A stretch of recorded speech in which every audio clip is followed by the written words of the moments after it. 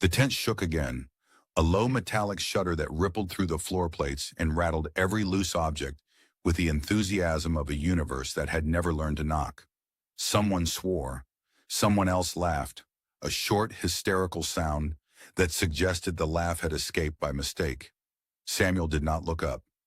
He had learned over years of disasters stacked on top of other disasters that the moment you lifted your eyes from a patient was the moment the universe took something personally. "Stretcher," he said, holding out a gloved hand without turning. "And if that thing collapses again, tell it I'm busy." The stretcher arrived anyway, carried by two figures whose armor was scorched and mismatched, as if the war itself had grown bored and started improvising. The patient on it was very still.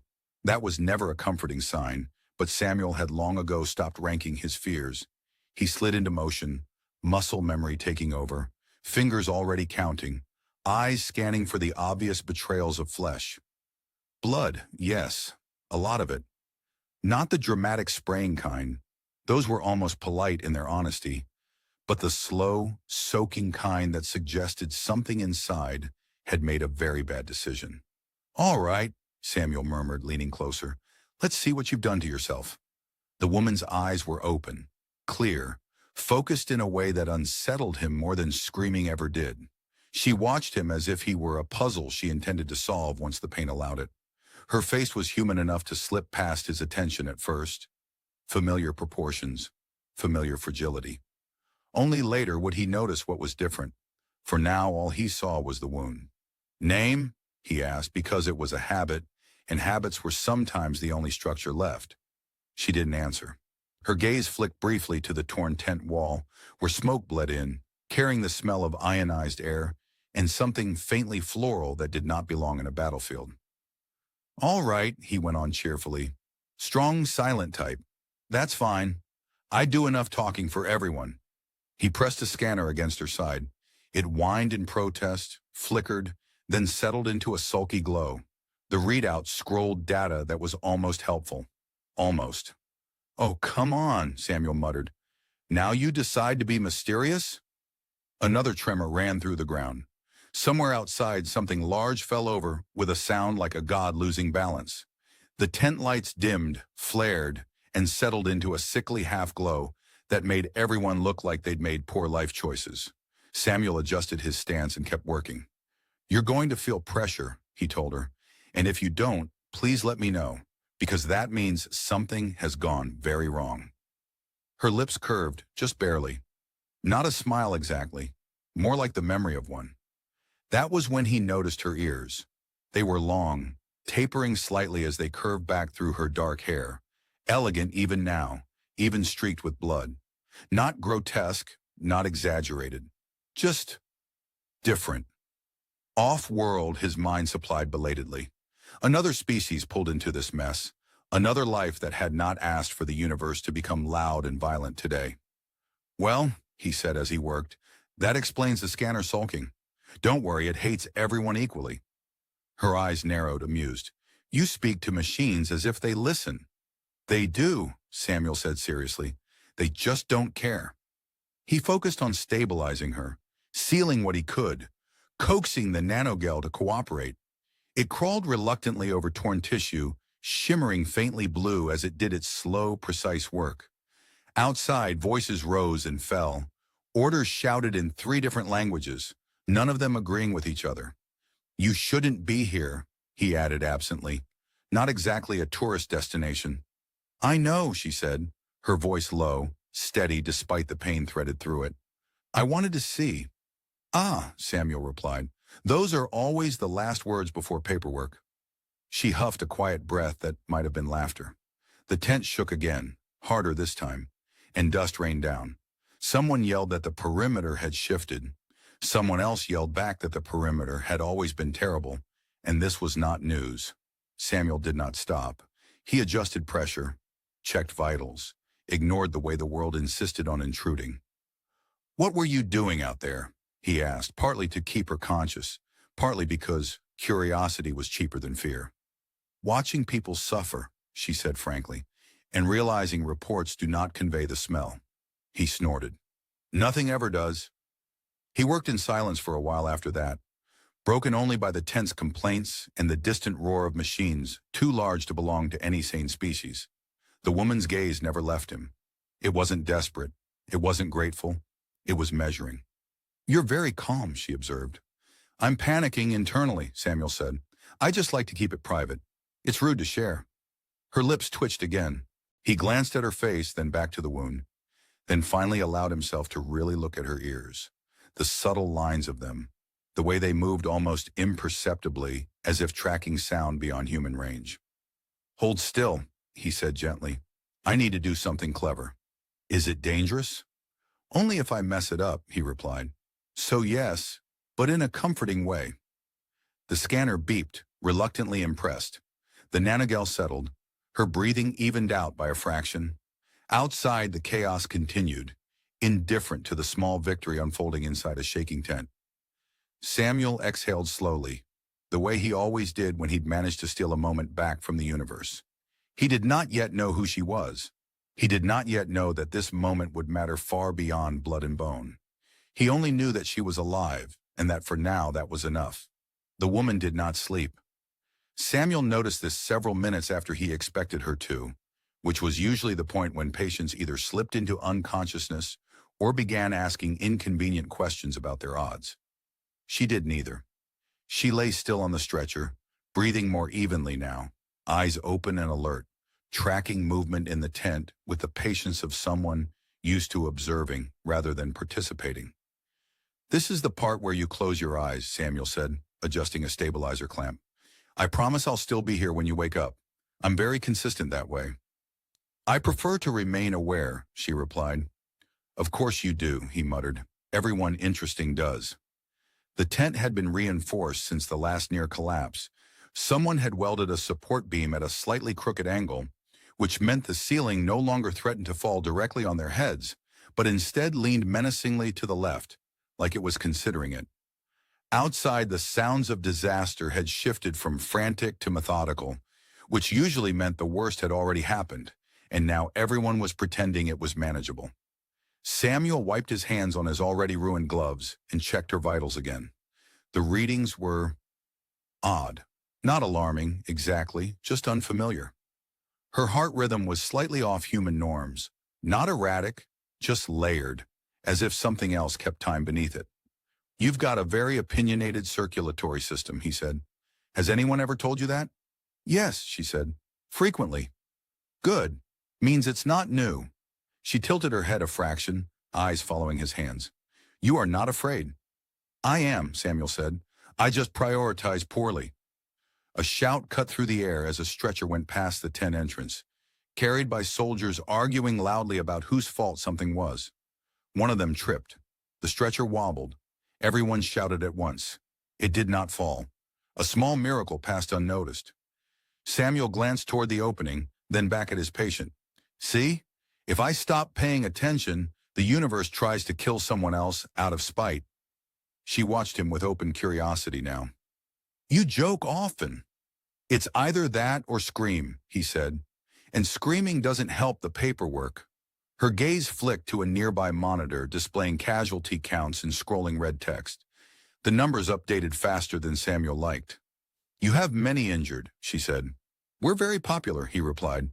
"War has a way of boosting attendance." He reached for a secondary scanner, older, bulkier, the kind that had survived 3 wars and still worked out of pure stubbornness. It hummed approvingly when he turned it on. "Ah," he said fondly. "See? This one understands loyalty."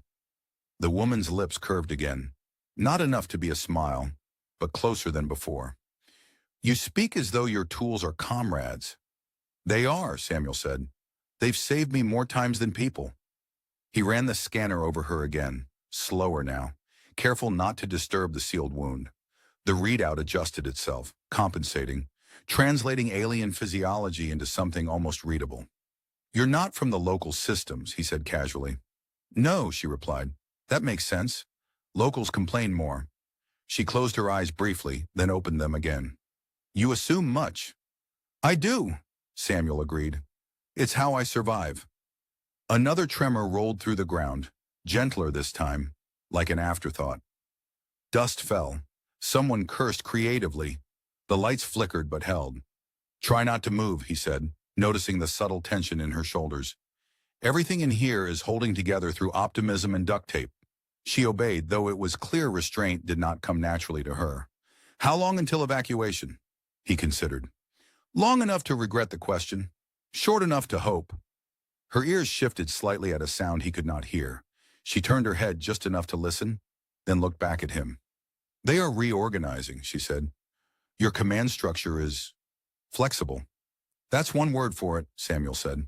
"I prefer enthusiastic chaos."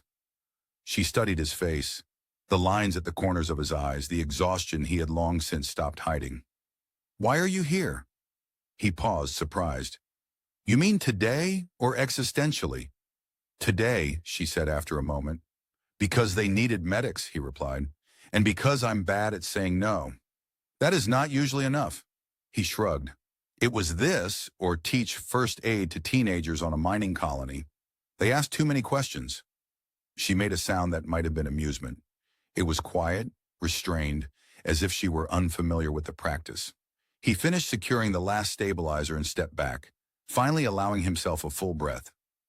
"All right," he said. "You're stable," which is a word that means not dying immediately. Very popular around here. Her eyes remained on him.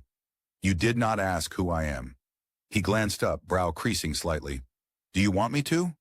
"Most do." "Fair," he said. "But names can wait. Bleeding usually can't."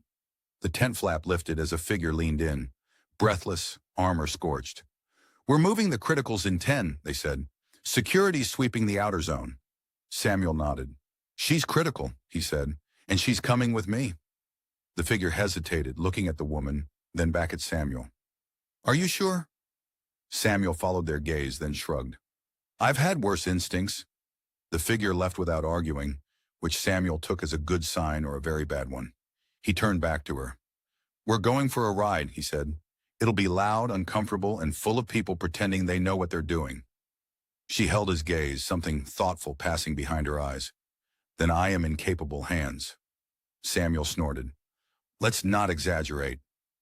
As he prepared the stretcher for transport, the chaos of the tent seemed to fold around them, a bubble of focused movement amid noise and fire.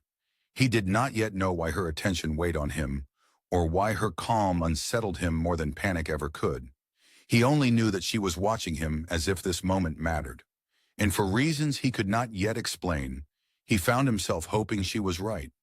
The transport corridor was narrower than Samuel liked and louder than anyone deserved. Emergency lights pulsed along the curved walls in a rhythm that suggested optimism rather than accuracy. And the floor vibrated with the constant passage of armored boots, wheeled gurneys, and machines that hummed like irritated insects. The stretcher floated a few centimeters above the ground, its anti-grav field flickering whenever the station shuddered, which it did often, as if offended by its own existence. Samuel walked alongside it, one hand resting lightly on the rail, the other adjusting a portable monitor that insisted on rearranging its own interface. He glared at it. "If you change units on me one more time," he said quietly, "I will unplug you out of principle." The monitor beeped and froze, offended but obedient. The woman watched this exchange with interest. Her head was turned slightly toward him, long ears angled back, catching sounds from every direction. She seemed far more aware of their surroundings than someone with fresh trauma had any right to be. "You threaten your equipment frequently," she observed. "They respect strength," Samuel said. "Fear, too. Mostly fear." The corridor shook as something heavy impacted the outer hull. A distant explosion reverberated through the structure, followed by the unmistakable sound of alarms changing tone, which Samuel recognized as the station's way of saying this situation had escalated emotionally. "Ah," he sighed. "That's new." A pair of soldiers rushed past them, arguing loudly about overlapping evacuation orders. One nearly collided with the stretcher, skidded, apologized to no one in particular, and kept running. The woman's gaze followed them. "Your people are brave," she said, "and disorganized." "We pride ourselves on consistency," Samuel replied. "Inconsistent consistency." They reached a secondary triage bay carved hastily out of what had once been a cargo passage. The wall still bore faded hazard markings and half-scraped serial numbers.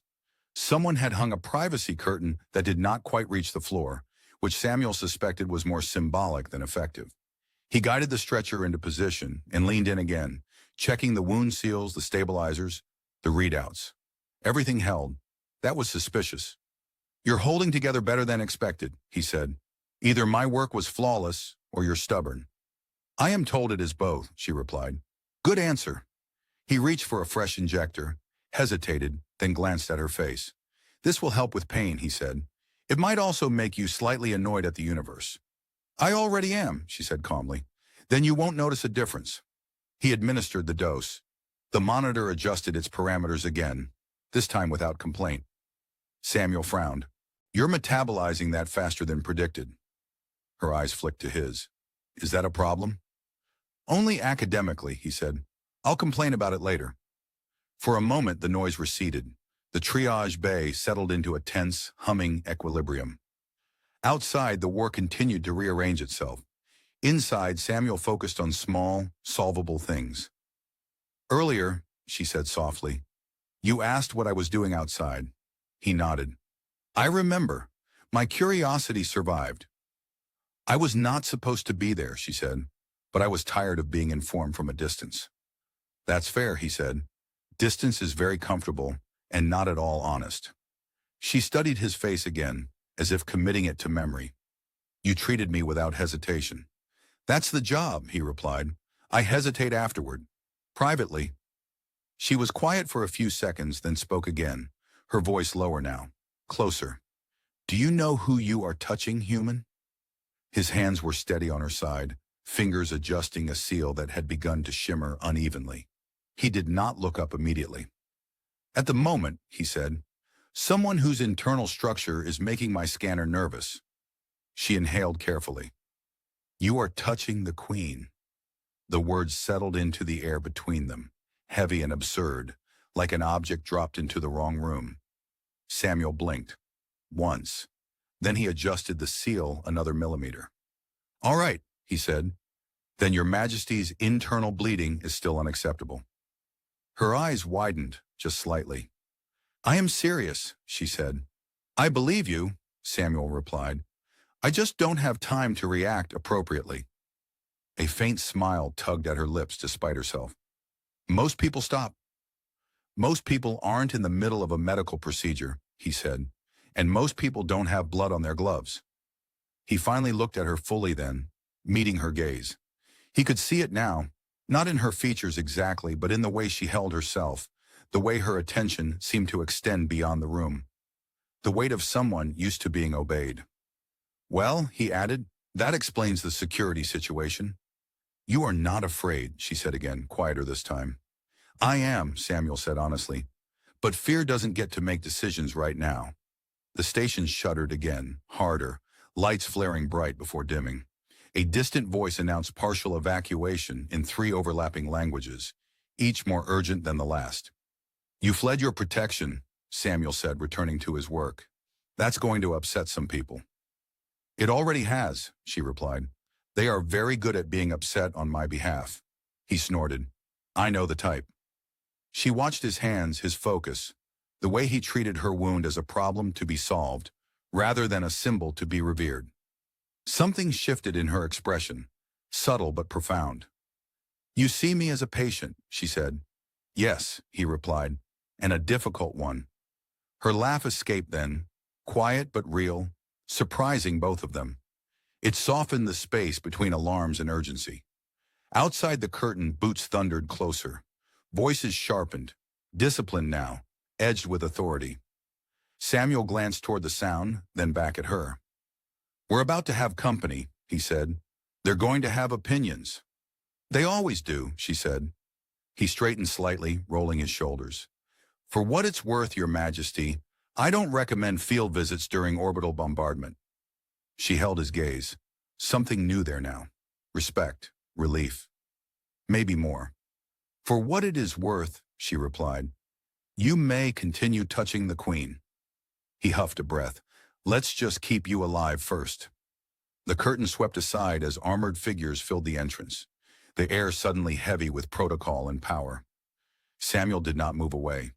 His hands stayed where they were, steady and sure, as the universe held its breath around them. The armored figures filled the triage bay with an efficiency that suggested they had practiced this moment many times and resented every second it took to finally arrive. Their armor was sleek, layered with shifting light fields that adjusted color and density as they moved. A quiet demonstration of power meant to be reassuring and intimidating in equal measure. Samuel recognized the type immediately. People who did not expect to be ignored. He ignored them anyway. "Careful," he said without looking up, adjusting the stabilizer at the Queen's side. "You jostle her. She bleeds. She bleeds. I get cranky." A sharp intake of breath rippled through the group. One of the guards stepped forward, visor retracting to reveal a tightly controlled expression. "Medic," he began, voice clipped, authoritative.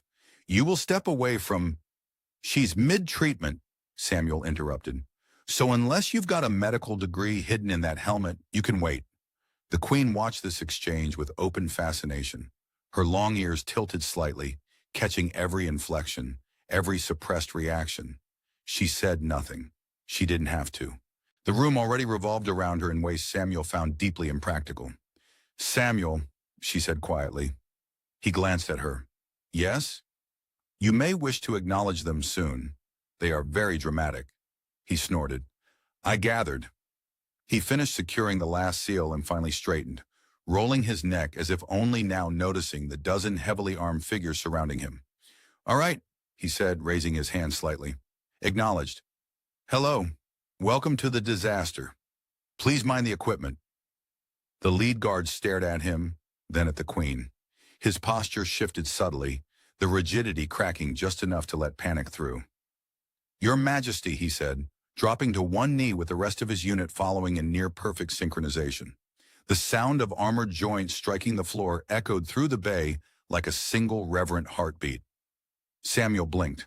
"Oh," he said, "that's new." The Queen exhaled slowly, the sound threaded with fatigue. "You see? Dramatic." Samuel glanced from kneeling guards to the woman on the stretcher. "I take it you don't usually arrive pre-injured." "Rarely," she replied. "It complicates the narrative."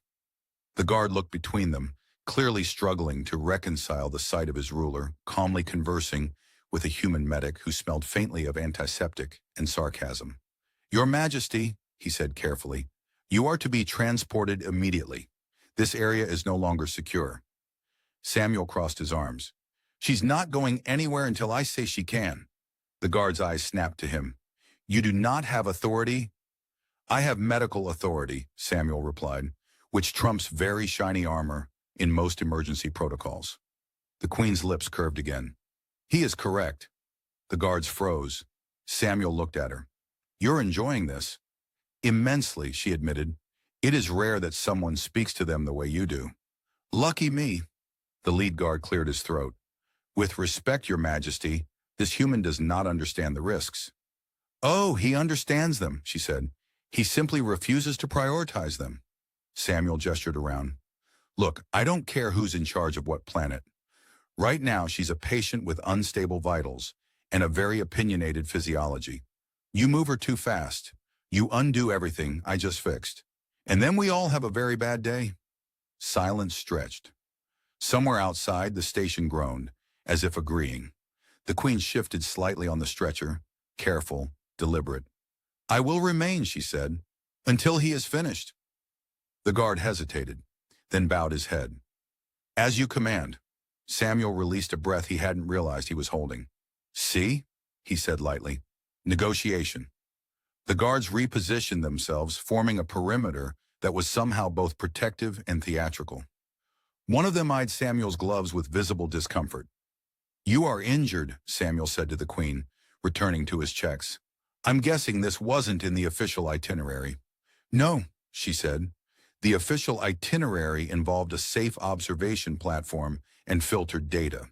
And you thought, no, thank you, I'll take chaos." "I wanted to understand," she replied, "to see what my people see when they look up at the sky and wonder why it is on fire." Samuel softened despite himself. "That's not a bad reason." She studied him, her gaze steady. "You do not resent me." "I resent the universe," he said. It's more consistent. Her breath caught, just slightly, and she looked away for the first time since they'd met. Outside, another evacuation alert sounded. This one's sharper, more final. Samuel, she said again, testing his name as if it were something fragile. Why did you not stop when I told you? He shrugged. Because bleeding doesn't care about titles. She laughed quietly, the sound surprising in its warmth. You are a dangerous man. I've been told, Wamarini, he replied, usually by paperwork. The guards exchanged uneasy glances. One of them spoke softly into a communicator, undoubtedly updating someone important that the Queen was stable, stubborn, and under the care of a human who refused to behave correctly. Samuel finished his assessment and nodded, satisfied. All right, he said. Now you can be moved, slowly, gently, like you're carrying something irreplaceable. The Queen met his eyes. You already did. For a moment, amid armor and alarms and the distant thunder of war, something settled between them. Not peace, not certainty, but the quiet understanding that something unexpected had begun. Something neither crown nor chaos could easily undo. Samuel stepped back as the guards prepared the transport, his hands finally free. He watched her go, feeling the strange, unwelcome sensation that this was not the end of their story. And judging by the way the universe was behaving lately, it was probably just getting started. The escort corridor gleamed with a kind of sterile urgency, its walls alive with flowing data streams that shifted color as the Queen's stretcher passed. Samuel walked alongside again, because no one had explicitly told him not to, and because everyone else seemed unwilling to test the idea. The guards moved in a tight formation, armor humming softly, weapons lowered but present, like a reminder that peace here was conditional and armed. You know, Samuel said quietly, glancing at the ceiling where tactical overlays rippled like nervous thoughts. This is the fanciest hallway I've ever been anxious in. One of the guards stiffened. Another shot him a warning look. The Queen turned her head just enough to meet Samuel's eyes. It was designed to inspire confidence, she said. It's working, he replied.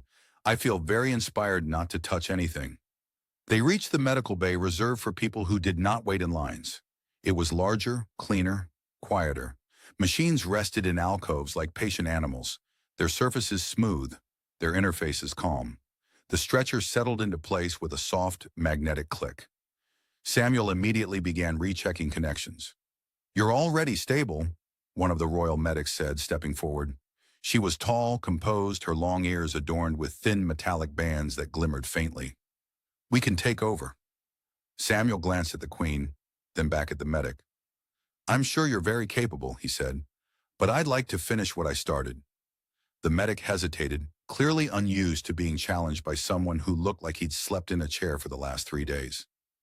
She looked to the Queen. Let him, the Queen said. Samuel nodded, grateful, and returned to his work.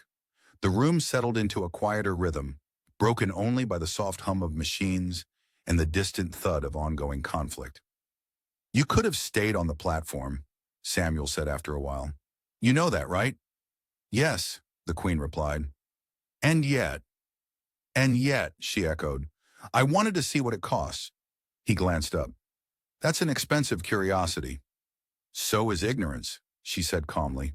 He smiled despite himself. Fair point. The royal medic watched them with open fascination now, as if witnessing an unscheduled experiment. You speak to her very freely, she noted. I speak to everyone this way, Samuel said. It's a coping mechanism. The Queen's lips curved. He treats the crown like an inconvenience. It gets in the way of the wound, Samuel replied. A faint laugh rippled through the room, surprising the guards. One of them shifted, clearly uncomfortable with the idea that their ruler found humor in this. As the final diagnostics completed, Samuel stepped back, hands on his hips. All right, he said, you're officially out of immediate danger, which means the universe will find something else to try. The Queen exhaled slowly, relief evident despite her composure. You saved my life. I helped, he said. Your biology did the rest. She studied him for a long moment, then said, You will stay. He blinked. I'm sorry? You will remain here, she said, as my guest, until I say otherwise. One of the guards opened his mouth, closed it again. Samuel rubbed the back of his neck. That's very flattering, but I have a job. You have completed it, she said gently, and now you have another. He sighed. Does this one come with fewer explosions? She considered. No, of course not. The guards escorted him to a quieter chamber nearby, ostensibly for debriefing, though it felt more like a polite containment. Samuel sat on a low bench, hands folded, staring at the far wall where a holographic display showed the planet's surface, slowly stabilizing. A guard stood nearby, silent. So, Samuel said eventually, do you always kneel? Or was that a special occasion? The guard did not react. Worth a try, Samuel muttered. Time passed strangely there, stretched thin by adrenaline and uncertainty. Eventually the door opened and the Queen entered, no longer on a stretcher, though her movements were careful. She wore a simple robe now, unadorned, her long ears unbound. They are furious with you, she said. I get that a lot, Samuel replied. They do not know what to do with you. He smiled faintly. Neither do I. She stepped closer, her presence filling the small room in a way that had nothing to do with titles. You did not ask for permission, she said. You did not ask for reward. You treated me as if I were ordinary. He met her gaze. You were injured. That is not the same thing, she said softly. For a moment, the weight of the galaxy seemed to press in, heavy and quiet. Then Samuel chuckled. Well, he said, if it helps, you're the most extraordinary ordinary patient I've had all week. She laughed openly now, the sound clear and unguarded. It echoed softly in the room, and for the first time since the war had begun, something like genuine ease settled between them. Outside, the planet healed slowly. Inside, something else began to change. Samuel discovered very quickly that being a guest of the crown was just a polite way of saying he was no longer allowed to wander freely or make sarcastic comments to structural supports without supervision. The room they placed him in was comfortable in an unsettling way. The bed adjusted itself before he could complain. The lights dimmed when he sighed too loudly. A wall panel offered beverages based on biometric readings he had not consented to share. I liked it better when my coffee judged me silently, he muttered. The door chimed. He looked up, half expecting another guard with a clipboard and an expression trained to discourage conversation. Instead, the Queen stepped inside alone. She moved more slowly now, careful but unbowed, her long ears uncovered, catching every subtle sound the room made. Without armor or ceremony, she looked younger somehow, or perhaps simply more real. They are arguing, she said by way of greeting. That tracks, Samuel replied. About me, I assume. About you, she confirmed, and about me, and about whose fault it is that those are now the same argument. He leaned back against the wall, arms crossed. I'm sorry if I caused trouble. You caused disruption, she said, which is not the same thing. Good, he said. I'm much better at disruption. She regarded him for a moment, then smiled faintly. You should not be comfortable here. I'm not, he said. The bed knows too much about me. That earned him a soft laugh. She moved closer, stopping at a respectful distance, as if unsure whether closeness would feel like command or intrusion. You could leave, she said. He blinked. I could? Yes, she replied. I could order it. You would return to your unit, to your chaos. He considered this. The war was not over. The tents would still shake. People would still bleed. His hands would still know what to do. And, he asked, and I would not see you again, she finished. He exhaled slowly. That seems inefficient. Her ears tilted slightly. Explain. You saved a planet, he said, or at least tried. I save one person at a time. Seems like there's overlap worth exploring. She watched him closely now. You are suggesting collaboration. I'm suggesting coffee, he said, and conversation, possibly followed by ethical disagreements. She smiled warmer this time. You make it sound dangerous. It usually is. They sat then, she on the edge of the bed, he on the floor, because neither of them quite knew how this arrangement was supposed to work. Outside the window, orbital traffic traced slow, careful arcs as the planet stabilized under a lattice of shields and repair drones. You treated me as if I were not alone, she said quietly. He frowned. You weren't. You had guards. I meant before, she said. Before the injury. Before you. He did not joke this time. He only nodded, understanding without quite knowing how. Being queen, she continued, means being surrounded constantly. And yet lonely, Samuel finished. She looked at him sharply. You are not afraid of saying that. I'm afraid of a lot of things, he said. That's just not one of them. Silence settled between them, not awkward, not heavy, comfortable, rare. A soft chime interrupted them. A holographic projection flared to life near the door, displaying a rotating map of the system, threat markers fading slowly one by one. They want me to address the council, she said. They want reassurance, certainty. And you want? She hesitated. I want to remember what it felt like to be treated as a life instead of a symbol. He smiled gently. Careful. That's how revolutions start. She laughed, then winced slightly and placed a hand at her side. Samuel was on his feet instantly. Easy, he said. You're still healing. I know, she replied. You remind me constantly. It's my brand. She looked at him, really looked at him, as if measuring something new. Stay, she said again. Not because I command it, because I ask. He met her gaze, and for once the universe did not immediately interrupt. All right, he said, but I draw the line at ceremonial robes. Her smile was bright, unguarded. Agreed. Outside, the war receded another step. Inside, two very different worlds leaned, cautiously toward each other. The war did not end all at once. It loosened its grip gradually, like a stubborn hand finally persuaded to let go. The orbital shield stabilized, the repair drones multiplied like metallic insects with purpose, and the alarms, those ever-present voices of impending disaster, fell silent one by one, until silence itself felt suspicious. Samuel noticed the quiet first. He was standing in a medical bay that no longer smelled like panic. The lights were steady. The equipment behaved. No one was shouting his name from across the room while bleeding dramatically. It felt wrong, like waking up before your alarm and waiting for something bad to happen. He checked a readout out of habit, then checked it again, because habits were hard to break.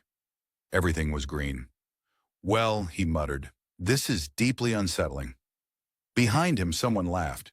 Not the restrained, diplomatic laughter he had grown used to over the past days, but something genuine and unpracticed. He turned. The queen stood in the doorway, fully recovered now, posture relaxed, long ears unadorned. She wore no crown. She had discovered, much to the distress of several advisors, that she liked not wearing it. You look disappointed, she said. I trained my entire career for emergencies, Samuel replied.